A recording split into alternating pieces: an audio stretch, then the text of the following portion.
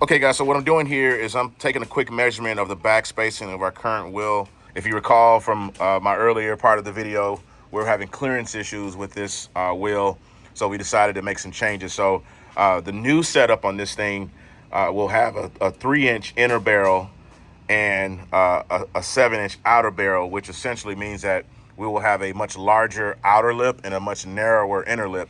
Current measurement now on this inner barrel is roughly about 5 inches. So with the 3-inch barrel, we're gaining 2 additional inches on the outer barrel, and we're losing 2 inches on the inner barrel.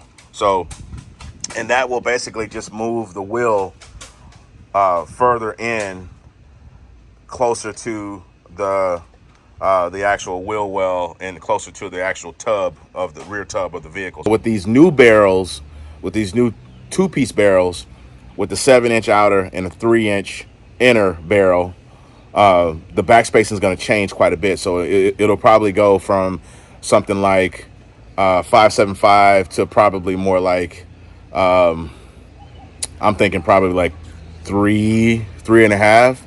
So essentially moving our wheel.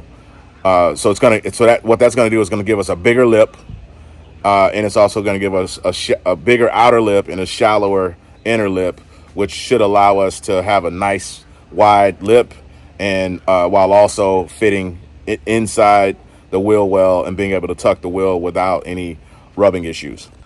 So the current wheel setup has a back spacing of 5 and 13/16, which roughly is about 5.8 inches. Now, if you're not familiar with backspacing, essentially what backspacing means is it's the measurement, it's the distance of your mounting surface, which is the part that actually mounts to the hub of the vehicle, right? This flat mounting surface. It's the distance from there to the edge of your lip. This is the edge of your lip right here, right? That measurement is extremely critical to ensuring that your wheels will fit your vehicle properly. And different vehicles have different back spacings that work for their suspension geometry and whatnot. So all in all, if this works out like it should, like if my measurements and calculations are correct, we should have the exact perfect fit that will allow us to tuck this wheel with no rubbing and also accomplish the highly coveted 7-inch outer lip. So another important measurement, guys, that a lot of people don't probably realize or understand is the measurement of your wheel width, right? So in this particular case, this is a 10-inch wheel. Now, when they say 10-inch wheel, that means they're measuring from inside the flange. So this little thing, this little lip right here, that's kind of like the flange, right? So your measurement is not from flange or from outer lip to outer lip. Your measurement is actually from inside the flange to inside the flange. So in this particular case here, this is a 10-inch wide wheel. So we're going to measure from inner flange to inner flange, right? Inside lip to inside lip. So that's 10 inches.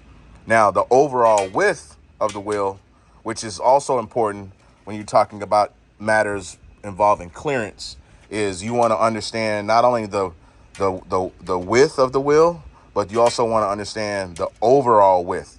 So the overall width with the flanges or lips, whatever you want to call them, overall, you're looking at 11 inches. So keep that in mind. A 10-inch wheel, or really for that matter, this applies to pretty much any wheel.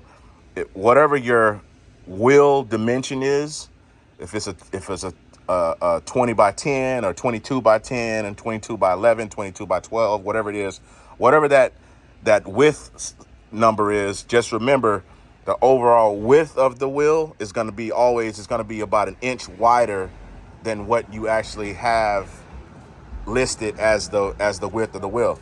Because when it comes to tucking inside of a fender well, the primary measurement that matters the most is the overall width of the wheel, because that also is going to determine how wide your tire is. So your tire and wheel width are extremely important to understand the relationship between the two, so that you get the proper fit and your wheels don't rub, or you don't have any other kind of clearance issues.